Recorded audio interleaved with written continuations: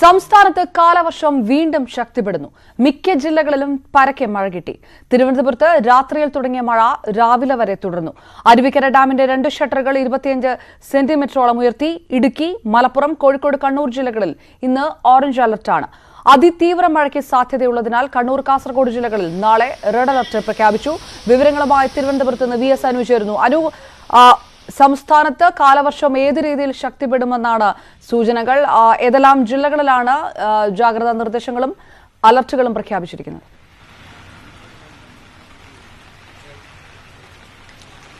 അപർണ, സംസ്ഥാനത്ത് എല്ലാ ജില്ലകളിലും വരുന്ന മണിക്കൂറുകളിൽ മഴ ലഭിക്കുമെന്നുള്ളതാണ് കേന്ദ്ര കാലാവസ്ഥാ നിരീക്ഷണ കേന്ദ്രത്തിന്റെ മുന്നറിയിപ്പ്. തിരുവനന്തപുരം ജില്ലയെ സംബന്ധിച്ചാണെങ്കിൽ ഇന്നലെ വൈകിട്ട് മുതൽ ആരംഭിച്ച മഴ അത് ഇടവിട്ട് ഇന്ന് പുലർച്ചെയും തുടർന്നു. ഇന്നിപ്പോൾ രാവിലെയും മഴ ശക്തമായി തന്നെ തിരുവനന്തപുരം നഗരത്തിൽ പെയ്യുന്നുണ്ട്. മാത്രമല്ല, തിരുവനന്തപുരം നഗരത്തിന്റെ പ്രാന്തപ്രദേശങ്ങളും, അതായത് ഇപ്പൊ നെടുമങ്ങാട് അടക്കമുള്ള മലയോര മേഖലകളിലും ശക്തമായ മഴയുണ്ട് എന്നുള്ളതാണ് നമുക്ക് ഇപ്പോൾ ലഭിക്കുന്ന വിവരം. അരുവിക്കര ഡാമിന്റെ ഷട്ടർ 2 ഷട്ടറുകൾ 10 സെന്റിമീറ്റർ വീതം ഇപ്പോൾ നിലവിൽ ഉയർത്തിയിട്ടുണ്ട്. അത് 15 സെന്റിമീറ്റർ ഇപ്പോൾ ഉയർത്തുമെന്നുള്ള അറിയിപ്പും ജില്ലാ ഭരണകൂടത്തിന്റെ ഭാഗത്ത് നിന്നും എത്തുന്നുണ്ട്. ഏറ്റവും പ്രധാനമായും എല്ലാ ജില്ലകളിലും മഴ ഉണ്ടാകും എന്നുള്ള ഒരു വിവരം തന്നെയാണ് കാലാവസ്ഥാ നിരീക്ഷണ കേന്ദ്രത്തിന്റെ ഭാഗത്തു നിന്നും ഉണ്ടാകുന്നത്. ഇടുക്കി, മലപ്പുറം, കോഴിക്കോട്, കണ്ണൂർ ജില്ലകളിൽ ഇന്ന് ഓറഞ്ച് അലർട്ട് നേരത്തെ പ്രഖ്യാപിച്ചിരുന്നു. ഈ ജില്ലകളിലും ശക്തമായ മഴയുണ്ടാകും. ഈ കഴിഞ്ഞ ദിവസങ്ങളിൽ മഴ കുറവായിരുന്ന തെക്കൻ ജില്ലകളിലേക്കും മഴ ശക്തമായി എത്തുന്നു എന്നുള്ളതാണ് ഏറ്റവും പ്രധാനമായും പറയാൻ കഴിയുക. നാളെ കണ്ണൂർ, കാസർഗോഡ് ജില്ലകളിൽ റെഡ് അലർട്ടാണ് പ്രഖ്യാപിച്ചിട്ടുള്ളത്. തെക്കൻ ജില്ലകളിലേക്ക് കൂടുതൽ മഴ ഉണ്ടാകുമോ എന്നുള്ളതാണ് ഏറ്റവും പ്രധാനമായും നോക്കിക്കാണേണ്ടത്. ഏതായാലും തിരുവനന്തപുരം ജില്ലയെ സംബന്ധിച്ച് ഇന്നലെ വൈകിട്ട് മുതൽ ശക്തമായ മഴ തന്നെയാണ് ലഭിക്കുന്നത്. അപർണ, റൈറ്റ്. VS അനുവാണ്. എല്ലാ ജില്ലകളിലും മഴ ഉണ്ടാകുമെന്നാണ് കാലാവസ്ഥാ പ്രവചനം. വിശദാംശങ്ങൾ നൽകിയത് VS. സംസ്ഥാനത്ത് ഇന്നും നാളെയും സമ്പൂർണ്ണ ലോക്ഡൌൺ. അവശ്യ സാധനങ്ങൾ വിൽക്കുന്ന കടകൾ രാത്രി 7 വരെ തുറക്കാം. നിർമ്മാണ മേഖലയിലുള്ളവർക്കും ഇളവുണ്ട്. എന്നാൽ ബാങ്കുകൾ ഇന്ന് പ്രവർത്തിക്കില്ല. പരീക്ഷകൾ നടക്കും. സിക വൈറസ് ബാധ നേരിടാൻ തിരുവനന്തപുരം ജില്ലയിൽ പ്രതിരോധ പ്രവർത്തനങ്ങൾ ഊർജിതമാക്കി. തദ്ദേശ സ്ഥാപനങ്ങൾ വാർഡുതല പ്രതിരോധ പ്രവർത്തനങ്ങൾ നടത്തും. കൂടുതൽ പരിശോധനാ ഫലം ഇന്ന് ലഭിച്ചേക്കും. സാഹചര്യം വിലയിരുത്താൻ നിയോഗിച്ച 6 അംഗ കേന്ദ്ര സംഘം ഇന്നെത്തും. നന്ദൻകോട്, പാറശാല ഭാഗങ്ങളിൽ നിന്നായി 17 സാമ്പിൾ കഴിഞ്ഞ ദിവസം ശേഖരിച്ച് പരിശോധനയ്ക്ക് അയച്ചിരുന്നു. ഇതിന്റെ ഫലം ഇന്നു മുതൽ ലഭിച്ചു തുടങ്ങും. ആലപ്പുഴ വൈറോളജി ഇൻസ്റ്റിറ്റ്യൂട്ടിന് പുറമെ തിരുവനന്തപുരം മെഡിക്കൽ കോളേജിലും പബ്ലിക് ലാബിലും സിക പരിശോധന സംവിധാനം ഒരുക്കിയിട്ടുണ്ട്. തിരുവനന്തപുരം ജില്ലയിലെ പ്രതിരോധത്തിനായും ആക്ഷൻ പ്ലാൻ രൂപീകരിച്ചു. തദ്ദേശ സ്വയംഭരണ സ്ഥാപനങ്ങളുടെയും ആരോഗ്യവകുപ്പിന്റെ നേതൃത്വത്തിൽ ശക്തമായ പ്രവർത്തനങ്ങൾ നടത്തും. ജില്ലയിലെ സർക്കാർ, പ്രൈവറ്റ് ആശുപത്രികളിലും സിക വൈറസ് ബാധ കണ്ടെത്താനുള്ള സൗകര്യമൊരുക്കാനാണ് തീരുമാനം. ഈഡിസ് കൊതുകുകൾ പെരുകുന്നത് നിയന്ത്രിക്കാനുള്ള നടപടികൾ വാർഡ് തലത്തിൽ സ്വീകരിക്കും. ആരോഗ്യവകുപ്പിന് കീഴിലെ ജില്ലാ വെക്ടർ കൺട്രോൾ യൂണിറ്റുകൾ കോർപ്പറേഷൻ പരിധിയിൽ നിരീക്ഷണം നടത്തുകയും കൊതുക് നിവാരണത്തിനായി തദ്ദേശ സ്വയംഭരണ സ്ഥാപനങ്ങളെ പ്രവർത്തനക്ഷമമാക്കുകയും ചെയ്യും. പനി ക്ലിനിക്കുകൾ ശക്തിപ്പെടുത്താനും തീരുമാനിച്ചു. ന്യൂസ് 18 തിരുവനന്തപുരം. തെലങ്കാന സർക്കാരുമായി കിറ്റക്സ് ഗ്രൂപ്പിന്റെ അന്തിമഘട്ട ചർച്ച ഇന്ന്. ഇളവുകൾ അടക്കമുള്ള കാര്യങ്ങളിലാണ് തുടർ ചർച്ചകൾ. തെലങ്കാനയിൽ 1000 കോടി രൂപയുടെ പദ്ധതി കിറ്റക്സ് കമ്പനി ഇന്നലെ പ്രഖ്യാപിച്ചു. 4000 പേർക്ക് തൊഴിൽ നൽകുന്ന ടെക്സ്റ്റൈൽസ് അപ്പാരൽ പ്രോജക്ട് വാറങ്കലിലെ കാക്കതീയ മെഗാ ടെക്സ്റ്റൈൽസ് പാർക്കിലാകും നടപ്പാക്കുക. വേഗത്തിൽ തീരുമാനമെടുത്ത കിറ്റക്സ് ഗ്രൂപ്പിന് തെലങ്കാന വ്യവസായ വകുപ്പ് മന്ത്രി KT രാമറാവു നന്ദി അറിയിച്ചിരുന്നു. വിവരങ്ങളുമായി സിജോ വി ജോൺ ചേർന്നു. സിജോ, അന്തിമ തീരുമാനത്തിലേക്ക് ഇന്ന് കടക്കുമെന്നുള്ള സൂചനകൾ എങ്ങനെയാണ് സ്ഥിരീകരിക്കുന്നത്? എന്തെല്ലാം ഇളവുകൾ ഉണ്ടായേക്കുമെന്നും കൂടിയാണ് വിവരങ്ങൾ.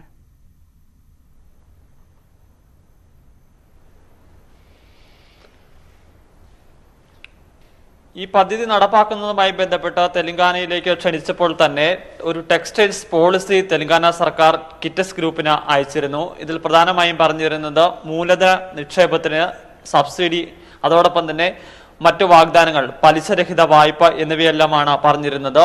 ഇത്തരം കാര്യങ്ങളിലാണ് ചർച്ച നടക്കുക. എന്തായാലും ഇന്നലെ നടത്തിയ 2 ഘട്ട ചർച്ചകൾ, ആദ്യം വ്യവസായ വകുപ്പ് മന്ത്രിയുമായി ചർച്ച നടത്തി. അതിനുശേഷം ഈ നിർദ്ദിഷ്ട പദ്ധതി നടപ്പാൻ ഉദ്ദേശിക്കുന്ന പാർക്കിൽ എത്തി സന്ദർശനം നടത്തി.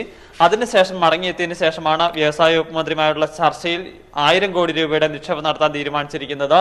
അതിനുശേഷമാണ് ഇനി ഇത്തരത്തിൽ നിർണായകമായ ചർച്ചകൾ നടക്കാൻ പോകുന്നത്. എന്തായാലും ഈ നിക്ഷേപ സബ്സിഡി സംബന്ധിച്ച് തന്നെയാവും പ്രധാനമായും ചർച്ചകൾ ഉണ്ടാകുക. എത്ര ശതമാനത്തോളം സബ്സിഡി ലഭ്യമാവും, അതോടൊപ്പം തന്നെ പലിശ ഇളവ്, മറ്റു സൗകര്യങ്ങൾ, ഈ പദ്ധതി നടപ്പാക്കുന്നതുമായി ബന്ധപ്പെട്ട് കുറഞ്ഞ നിരക്കിലുള്ള വൈദ്യുതി, അതോടൊപ്പം തന്നെ റോഡ് മാർഗം, അത്തരം കാര്യങ്ങളെല്ലാം വിശദമായ ചർച്ചകൾ തന്നെ നടക്കുമെന്നാണ് ഇപ്പോൾ കിറ്റക്സ് കമ്പനി അധികൃതർ വ്യക്തമാക്കിയിരിക്കുന്നത്. എന്തായാലും ഈ പദ്ധതി വേഗത്തിൽ തന്നെ പൂർത്തിയാക്കാൻ ഉള്ള നടപടികളിലേക്കാണ് പോകുന്നത്. അതിനുള്ള ഒരു തയ്യാറെടുപ്പുകൾ തന്നെയാണ് ആരംഭിച്ചിരിക്കുന്നത്. 2 വർഷത്തിനുള്ളിൽ പദ്ധതി പൂർത്തിയാക്കാൻ വേണ്ടിയാണ് തീരുമാനിച്ചിരിക്കുന്നത്. എന്തായാലും ഈ കഴിഞ്ഞ ദിവസങ്ങളിലൊക്കെ തന്നെ ഇതുമായി ബന്ധപ്പെട്ട ചർച്ചകൾ തെലങ്കാന സർക്കാരിന്റെ ഭാഗത്തുനിന്ന് നടന്നിരുന്നു.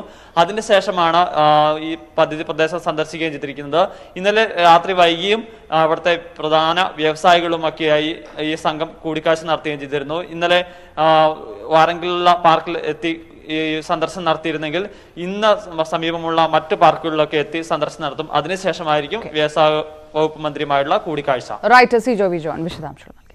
ഉദ്യോഗസ്ഥ പീഡനം ആരോപിച്ച് കിറ്റക്സിന്റെ പുതിയ പദ്ധതി തെലങ്കാനയിലേക്ക് മാറ്റാനൊരുങ്ങുമ്പോൾ വർഷങ്ങൾക്ക് മുൻപ് കഞ്ചിക്കോട് നിന്നും തമിഴ്നാട്ടിലേക്ക് നാടുവിട്ട കിറ്റക്സ് യൂണിറ്റ് ചർച്ചയാകുന്നു.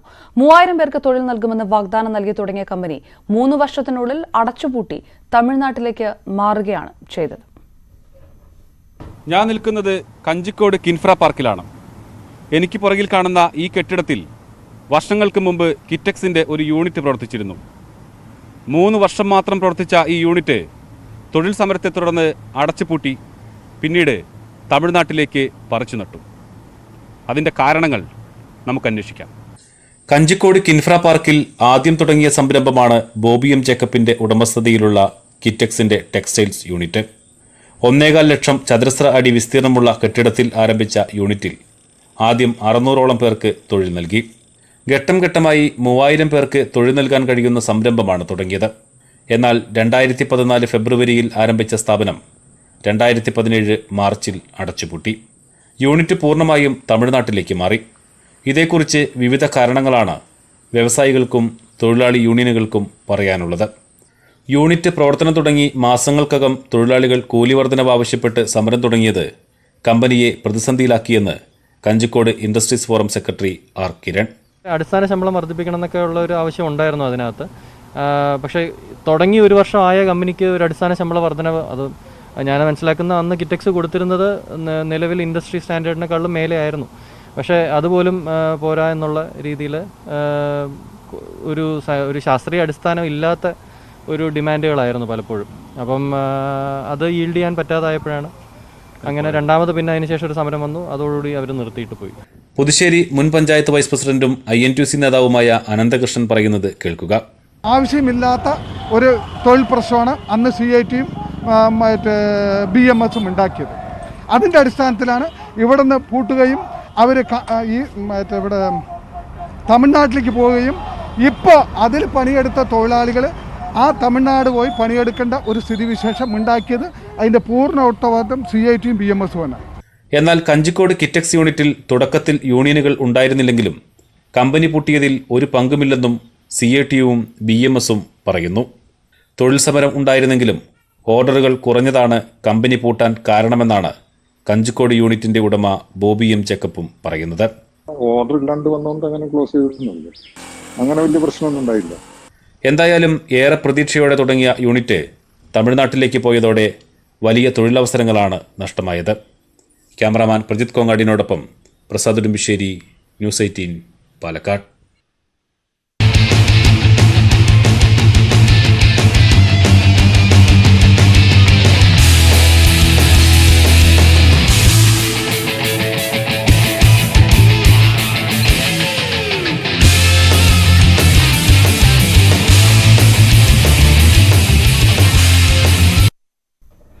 ജമ്മു കാശ്മീരിൽ ഭീകരരുമായുള്ള ഏറ്റുമുട്ടലിൽ വീരമൃത്യു വരിച്ച സുബേദാർ M ശ്രീജിത്തിന് ജന്മനാടിന്റെ അന്ത്യാഞ്ജലി.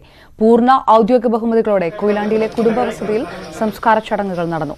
ധീരജവാന് സൈന്യവും അന്തിമോപചാരം അർപ്പിച്ചു. വിവരങ്ങളുമായി അശ്വിൻ വലത്ത് ചേർന്നു. അശ്വിൻ, സംസ്കാര ചടങ്ങുകളെല്ലാം പൂർത്തിയായി കഴിഞ്ഞോ? വിവരങ്ങൾ. അപർണ, സംസ്കാര ചടങ്ങുകൾ പൂർത്തിയായി. രാവിലെ 7 മണിയോടുകൂടിയായിരുന്നു സുബേദാർ എം ശ്രീജിത്തിൻ്റെ സംസ്കാര ചടങ്ങുകൾ തുടങ്ങിയത്. ഇന്നലെ അർദ്ധരാത്രിയോടുകൂടിയാണ് കോയമ്പത്തൂർ വിമാനത്താവളത്തിൽ നിന്ന് ഈ എം ശ്രീജിത്തിൻ്റെ ഭൗതിക ശരീരം ഈ കൊയിലാണ്ടിയിലെ വീട്ടിൽ എത്തിച്ചത്. രാവിലെ 7 മണിയോടുകൂടി, കൃത്യം 7 മണിയോടുകൂടി തന്നെ സംസ്കാര ചടങ്ങുകൾ തുടങ്ങി. ഈ വീട് നിൽക്കുന്ന പ്രദേശം കോവിഡ് പ്രോട്ടോകോൾ പ്രകാരമുള്ള നിയന്ത്രണങ്ങളിൽ C കാറ്റഗറിയിൽ വരുന്ന പ്രദേശമാണ്. അതുകൊണ്ട് തന്നെ ഇവിടെ പൊതുദർശനത്തിന് നിയന്ത്രണമുണ്ടായിരുന്നു. പൊതുദർശനം ഇല്ലാതെയാണ് ചടങ്ങുകൾ നടത്തിയത്. പക്ഷേ എന്നാൽ കൂടിയും അദ്ദേഹത്തിൻ്റെ ബന്ധുക്കളും സുഹൃത്തുക്കളും ഒക്കെ അടങ്ങുന്ന ഒരു വലിയ ആൾക്കൂട്ടം ഇവിടെ ഉണ്ടായിരുന്നു. ഈ പോലീസ് വളരെയധികം നിയന്ത്രിച്ചാണ് ആളുകൾ ഇങ്ങോട്ടേക്ക് വരുന്നത്, നിയന്ത്രിച്ചാണ് തടഞ്ഞു നിർത്തിയത്. അത്തരത്തിൽ ഈ നാട് അത്യന്തം ദുഃഖഭരിതമായ അന്തരീക്ഷത്തിൽ തന്നെ നിൽക്കുന്നു. ഈ വരുന്ന ഓണത്തിന് നാട്ടിലേക്ക് വരാനിരുന്നതായിരുന്നു എം ശ്രീജിത്ത്. അതിനിടയിലാണ് ഇങ്ങനെയൊരു ദുരന്തമുണ്ടായിരിക്കുന്നത്. ശ്രീജിത്തിൻ്റെ മൂത്ത മകൻ അതുലാണ് ചിതയ്ക്ക് തീ കൊളുത്തിയത്. പൂർണ്ണ ഔദ്യോഗിക ബഹുമതികളോടെയായിരുന്നു സംസ്കാരം. സൈന്യവും അവരുടെ ഈ അഭിവാദ്യങ്ങൾ അന്ത്യ അഭിവാദ്യങ്ങൾ അദ്ദേഹത്തിന് അർപ്പിച്ചു. ഇന്നലെ രാത്രി തന്നെ സൈന്യം അദ്ദേഹത്തിൻ്റെ സൈനിക മെഡലുകളും മറ്റു ബഹുമതികളും ഉൾപ്പെടെയുള്ളവ വീട്ടിലെത്തിച്ചിരുന്നു. ഇപ്പോൾ ഈ പ്രദേശത്ത് മന്ത്രി AK ശശീന്ദ്രൻ്റെ നേതൃത്വത്തിൽ അനുശോചന യോഗം ചേരാനിരിക്കുകയാണ്. അപർണ. അശ്വിൻ വലത്ത് വിവരങ്ങൾ. ഇന്ധനവില ഇന്നും കൂട്ടി. പെട്രോൾ ലിറ്ററിന് 35 പൈസയും ഡീസലിന് 27 പൈസയുമാണ് കൂട്ടിയത്. ഇതോടെ തിരുവനന്തപുരത്ത് പെട്രോൾ വില 102 രൂപ 89 പൈസയായി. കൊച്ചിയിൽ 101 രൂപ 1 പൈസയാണ് പുതിയ വില. ഡീസൽ വില തിരുവനന്തപുരത്ത് 96 രൂപ 47 പൈസയും കൊച്ചിയിൽ 94 രൂപ 71 പൈസയുമായി വർദ്ധിച്ചു. ഈ മാസം 6ാം തവണയാണ് ഇന്ധനവില കൂട്ടുന്നത്. കഴിഞ്ഞ മാസം 18 തവണ വില കൂട്ടിയിരുന്നു. 40 ദിവസത്തിനിടെ 24 തവണയാണ് ഇന്ധനവില കൂട്ടിയത്. അന്താരാഷ്ട്ര വിപണിയിൽ ഇന്ധനവില കുറയുമ്പോഴാണ് രാജ്യത്ത് വില കൂട്ടുന്നത്. കഴിഞ്ഞ 10 ദിവസത്തിനിടെ അസംസ്കൃത എണ്ണയുടെ വില 5% കുറഞ്ഞത്. ഇന്ധന ഗ്യാസ് വില വർധനവിനെതിരെ UDF നേതൃത്വത്തിൽ ഇന്ന് സംസ്ഥാന വ്യാപകമായി സമരം സംഘടിപ്പിക്കും. കുടുംബ സത്യാഗ്രഹം സംഘടിപ്പിച്ചാണ് പ്രതിഷേധം. നേതാക്കളും പ്രവർത്തകരും സ്വന്തം വീടുകളിൽ പ്ലക്കാർഡുകൾ ഉയർത്തിക്കൊണ്ടായിരിക്കും സമരം. രാവിലെ 10 മുതൽ 11 വരെയാണ് സമരം. തിരുവനന്തപുരം വിമാനത്താവളം വഴിയുള്ള സ്വർണ്ണക്കടത്ത് കേസിൽ ഉന്നതരുടെ പേര് വെളിപ്പെടുത്താൻ ജയിലിൽ ഭീഷണിയെന്ന് പ്രധാന പ്രതി സരിത്തിന്റെ പരാതി. പൂജപ്പുര സെൻട്രൽ ജയിലിൽ റിമാൻഡിൽ കഴിയുകയാണ് ഇയാൾ. ജയിലിൽ നിരന്തരം ഭീഷണിയുണ്ടെന്നും ചില നേതാക്കളുടെ പേര് പറയാൻ നിർബന്ധിക്കുന്നു എന്നുമാണ് പരാതിയിൽ പറയുന്നത്. സരിത്തിനെ ഇന്ന് കോടതിയിൽ ഹാജരാക്കും. അമ്പലപ്പുഴയിലെ തെരഞ്ഞെടുപ്പ് പ്രചാരണത്തിൽ ഉണ്ടായ വീഴ്ചകൾ CPM അന്വേഷിക്കും. അന്വേഷണ കമ്മീഷൻ സംസ്ഥാന തലത്തിൽ വേണോ എന്ന കാര്യം ഇന്ന് ചേരുന്ന സംസ്ഥാന സമിതിയിലുണ്ടാകും. സുധാകരനെതിരെ സംസ്ഥാന സമിതിയിൽ വിമർശനങ്ങൾ ഉയർന്നതിന് പിന്നാലെയാണിത്. തെരഞ്ഞെടുപ്പ് അവലോകനത്തിന് ചേർന്ന സംസ്ഥാന സമിതി യോഗത്തിൽ സുധാകരൻ പങ്കെടുത്തില്ല. പാലാ, കൽപ്പറ്റ മണ്ഡലങ്ങളിലെ തോൽവിയുടെ പാർട്ടിയുടെ പങ്ക് സംബന്ധിച്ച് സംസ്ഥാന സമിതിയിൽ വ്യത്യസ്ത അഭിപ്രായങ്ങളും ഉണ്ടായി. അമ്പലപ്പുഴയിലുണ്ടായ വീഴ്ചകൾ ഗുരുതരമെന്നാണ് CPM നേതൃത്വത്തിന്റെ വിലയിരുത്തൽ. പ്രചരണ പ്രവർത്തനങ്ങളിൽ സുധാകരന്റെ ഭാഗത്തുനിന്ന് വേണ്ടത്ര ജാഗ്രതയുണ്ടായില്ലെന്നും വിമർശനമുണ്ടായി. തെറ്റായ ചില പ്രവണതകൾ പ്രധാന നേതാക്കൾ തടഞ്ഞില്ലെന്നുമുള്ള പരാമർശങ്ങൾ റിപ്പോർട്ടിലുണ്ട്. സുധാകരനെ ലക്ഷ്യം വെച്ചുള്ള ഗൗരവമേറിയ വിമർശനങ്ങളും ആരോപണങ്ങളും നേരത്തെ ജില്ലാ കമ്മിറ്റിയിൽ ഉണ്ടായതിന്റെ തുടർച്ചയാണിത്. തെരഞ്ഞെടുപ്പ് ഫലം വിശകലനം ചെയ്യുന്ന സുപ്രധാനമായ സംസ്ഥാന സമിതി യോഗത്തിൽ നിന്ന് സുധാകരൻ വിട്ടുനിന്നതും നേതൃത്വം ഗൗരവമായാണ് കാണുന്നത്. നേരത്തെ ജില്ലാ സെക്രട്ടേറിയറ്റിൽ നിന്നും ജില്ലാ കമ്മിറ്റിയിൽ നിന്നും സുധാകരൻ വിട്ടുനിന്നിരുന്നു. എന്നാൽ കഴിഞ്ഞ ദിവസം ആലപ്പുഴയിൽ നടന്ന ചില പൊതുപരിപാടികളിൽ സുധാകരൻ പങ്കെടുത്തിട്ടുമുണ്ട്. മണ്ഡലത്തിന്റെ ചുമതല സുധാകരനായിരുന്നു.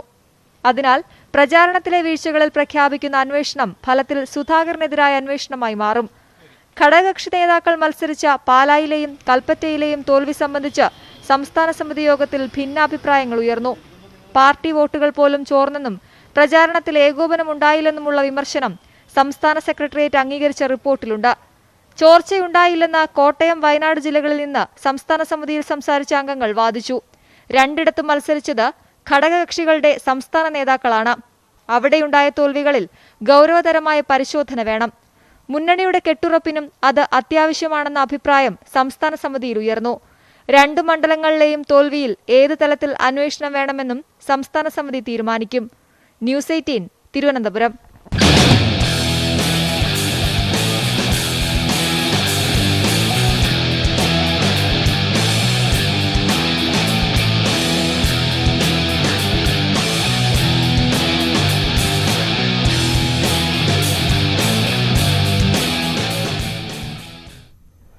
നമ്മുടെ നാട് നിക്ഷേപ സൗഹൃദമാണെന്നാണ് പറയാറുള്ളത്. പക്ഷേ പ്രതിബന്ധങ്ങൾ തരണം ചെയ്യാനാവാതെ സംരംഭകർ തളർന്നു മടങ്ങുന്ന വാർത്തകളും നിരന്തരം കേൾക്കുന്നു. എന്താണ് നമ്മുടെ നിക്ഷേപ സൗഹൃദ നയത്തിന് സംഭവിക്കുന്നത്? എവിടെയാണ് പാളിപ്പോകുന്നത്? ന്യൂസ് 18 പ്രത്യേക പരമ്പര തുടരുന്നു. വെള്ളാനകളുടെ നാട്.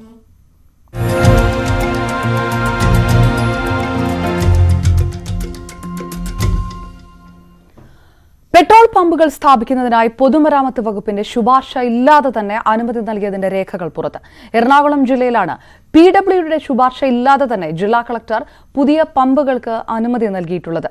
2019 പമ്പുകൾ അനുവദിക്കുന്നതിന് IRC മാനദണ്ഡങ്ങൾ നടപ്പിൽ വരുത്തിയിട്ടില്ല എന്നത് സംബന്ധിച്ച് പൊതുമരാമത്ത് വകുപ്പ് നൽകിയ വിവരാവകാശ രേഖയും ന്യൂസ് 18 ലഭിച്ചു. ഇതോടെ ബോധപൂർവം പമ്പുകളുടെ അനുമതി തടയുകയായിരുന്നു എന്ന സംരംഭകരുടെ വാദം ശരിയാണെന്നും തെളിയുകയാണ്. പെട്രോളിയം നിയമങ്ങളും ചട്ടങ്ങളും അനുസരിച്ച് റീറ്റെയിൽ ഔട്ട്ലെറ്റുകൾ സ്ഥാപിക്കുന്നതിന് വിവിധ വകുപ്പുകളുടെ റിപ്പോർട്ട് ആവശ്യപ്പെട്ടുകൊണ്ട് ജില്ലാ കളക്ടർ നൽകിയ ഉത്തരവാണിത്.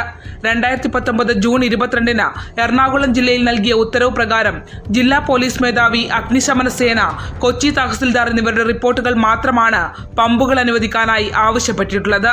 ഈ 3 റിപ്പോർട്ടുകളുടെ അടിസ്ഥാനത്തിൽ മാത്രം നയറ എനർജി ലിമിറ്റഡ് എന്ന പെട്രോളിയം കമ്പനിയുടെ പമ്പ് സ്ഥാപിക്കുന്നതിനായി കളക്ടർ NOC നൽകിയിരിക്കുന്നു.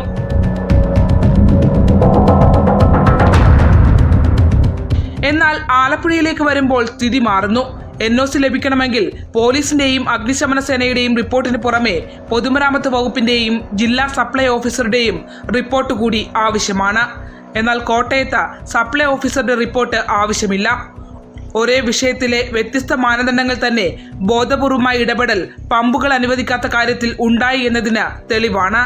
നമ്മളൊരു NOCക്കായിട്ടൊരു ഡോക്യുമെൻ്റ് സബ്മിറ്റ് ചെയ്ത് കഴിഞ്ഞാൽ 45 ദിവസത്തിനകത്ത് ആ ഓഫീസിലേക്ക് തിരിച്ച് ചെല്ലുന്നില്ല എങ്കിൽ അത് NOC കിട്ടിയതായിട്ടാണ് പരിഗണിക്കേണ്ടത്. പക്ഷേ ഇപ്പോൾ പറയുന്നത് അങ്ങനൊരു റൂള് ഞങ്ങളത് അപ്ലൈ ചെയ്യുന്നില്ല എന്നാണ്. ഇനി ഈ രേഖകൾ പരിശോധിക്കാം.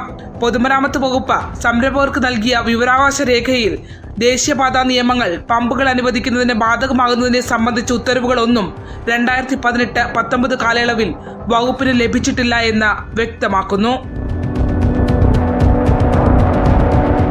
സംരംഭകർ അപേക്ഷ നൽകുന്ന സമയത്ത് IRC ഗൈഡ് ലൈനുകൾ ബാധകമല്ലായിരുന്നു എന്നുള്ള വിവരാവകാശ രേഖ പൊതുമരാമത്ത് വകുപ്പ് തന്നെ നൽകുമ്പോൾ ഇനി എന്ത് എന്നുള്ളത് മറുപടി പറയേണ്ടത് സർക്കാരാണ്. ക്യാമറമാൻ പ്രശാന്ത് മംഗലശ്ശേരിക്കൊപ്പം ശരണ്യ സ്നേഹജൻ, ന്യൂസ് 18.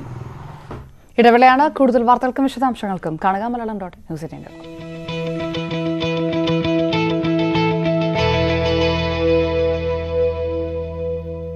പട്ടയഭൂമിയിൽ നിന്ന് നിയമാനുസരണം മരം മുറിച്ചതിന്റെ കണക്ക് വനം വകുപ്പ് ശേഖരിക്കുന്നതിൽ പരാതിയുമായി കർഷക സംഘടനകൾ. വിവാദ റവന്യൂ ഉത്തരവ് ബാധകമല്ലാത്ത ഭൂമിയിലെ മരങ്ങൾ മുറിച്ചതിനും കേസെടുക്കാനുള്ള നീക്കമാണിതെന്നാണ് ആരോപണം. വയനാട് മണിക്കുന്നുമല മാതൃകയിൽ നിയമാനുസൃത മരമുറിക്കെതിരെയും വനവകുപ്പ് നടപടിക്കൊരുങ്ങുന്നതായാണ് ആക്ഷേപം. മുട്ടിൽ മരംകൊള്ളയിൽ നിന്ന് ശ്രദ്ധ തിരിക്കാൻ വേണ്ടിയായിരുന്നു മണിക്കുന്നുമലയിലെ ജന്മം പട്ടയം ലഭിച്ച ഭൂമിയിലെ നിയമവിധേയമായ മരമുറിക്കെതിരെ വനം വകുപ്പ് രംഗത്ത് വന്നത്. ഇതിന് നേതൃത്വം നൽകിയ ഡെപ്യൂട്ടി ഫോറസ്റ്റ് കൺസർവേറ്റർ സാജനെതിരെ വകുപ്പുതല അന്വേഷണം നടക്കുന്നതിനിടെയാണ് കേരളത്തിലെ എല്ലാ മരമുറിയും മരംകൊള്ളയുമായി കൂട്ടിയോജിപ്പിക്കാനുള്ള നീക്കം വനം വകുപ്പ് സജീവമാക്കിയത്. മണ്ണാർക്കാട് റേഞ്ചിലെ ജന്മം പട്ടയമുള്ള ഭൂമിയിലെ നിയമാനുസൃതമായ മരമുറിയുടെ കണക്കും വനം വകുപ്പ് പ്രത്യേക അന്വേഷണ സംഘത്തിന് കൈമാറിയിരുന്നു. 2020 ഒക്ടോബർ 24 വിവാദ ഉത്തരവ് 1964 ഭൂപതിവ് ചട്ടപ്രകാരം ഉപാധികളോടെ പട്ടയം ലഭിച്ച ഭൂമിയിലെ മരങ്ങൾ മുറിക്കാനായിരുന്നു. പ്രസ്തുത ഭൂമിയിൽ ചന്ദനം, ഈട്ടി, തേക്ക്, എബണി മരങ്ങളുടെ ഉടമസ്ഥതാവകാശം റവന്യൂ വകുപ്പിനാണ്. എന്നാൽ ജന്മം പട്ടയ ഭൂമിയിൽ ഉൾപ്പെടെ അനുമതിയോടെ കർഷകർക്ക് മരങ്ങൾ മുറിച്ചു വിൽക്കാമെന്നിരിക്കെയാണ് വനം വകുപ്പിന്റെ പുതിയ നീക്കം. കേസെടുക്കാൻ വേണ്ടിയാണ് നിയമവിധേയമായ മരമുറിയുടെ കണക്കും വനം വകുപ്പ് ശേഖരിക്കുന്നതെന്ന് ആക്ഷേപമുണ്ട്. ഈ കർഷകർക്ക് മരം മുറിക്കാമെന്നുള്ള നിയമം തന്നെ കർഷകരെ സഹായിക്കാൻ വേണ്ടിയിട്ടായിരുന്നില്ല. അത് വനംകൊള്ളക്കാർക്ക് അത് ചെയ്തുകൊണ്ടുപോയി. പക്ഷെ നിയമം അനുസരിക്കുന്ന രീതിയിൽ തന്നെ കർഷകർ മരം മുറിച്ചത്, ആ മരം മുറിച്ചിരിക്കുന്ന മരത്തിന്റെ പേരിലും ഇപ്പൊ കേസെടുത്തിരിക്കുന്ന സ്ഥിതിയാണ്. കാരണം അത് മുഖം രക്ഷിക്കാൻ വേണ്ടിയിട്ടാണ്. ഇങ്ങനെ കേസെടുക്കുന്നത് വിവാദമാകുമ്പോൾ അതിന്റെ പേരിൽ മുഴുവൻ കേസും പിൻവലിക്കാനാണ് ലക്ഷ്യമെന്നും കർഷകർ ആരോപിക്കുന്നു. ജന്മം പട്ടയഭൂമിയിൽ നിന്ന് കർഷകർ മുറിച്ച മരത്തിന്റെ കണക്ക് ഇപ്പോൾ വനം വകുപ്പ് ശേഖരിക്കുന്നതിൽ ദുരൂഹതയേറെയാണ്. നിയമാനുസൃതമുള്ള മരമുറിയെപ്പോലും മരം കൊള്ളയുമായി ബന്ധിപ്പിക്കാനാണ് വനം വകുപ്പിന്റെ ആസൂത്രിത നീക്കമെന്നാണ് ആക്ഷേപം. S Vinesh Kumar, news 18, Kozhikode. മറ്റു വാർത്തകളിലേക്ക്. CPM നേതാവ് കാട്ടാക്കട ശശി അന്തരിച്ചു. തിരുവനന്തപുരം ജില്ലാ സെക്രട്ടേറിയറ്റ് അംഗവും കേരള സംസ്ഥാന ചുമട്ടുതൊഴിലാളി ക്ഷേമ ബോർഡ് ചെയർമാനുമായിരുന്നു. CITU സംസ്ഥാന സെക്രട്ടറി, അഖിലേന്ത്യാ വർക്കിംഗ് കമ്മിറ്റി അംഗം, head load and general workers union സംസ്ഥാന പ്രസിഡന്റ് എന്നീ പദവികളും വഹിച്ചിരുന്നു. കോവിഡാനന്തര അസുഖങ്ങളെ തുടർന്ന് ചികിത്സയിലായിരുന്നു. ന്യൂസ് അപ്ഡേറ്റ്സ് പൂർണ്ണമാകുന്ന കൂടുതൽ വാർത്തകൾക്കും വിശദാംശങ്ങളും കാണുക.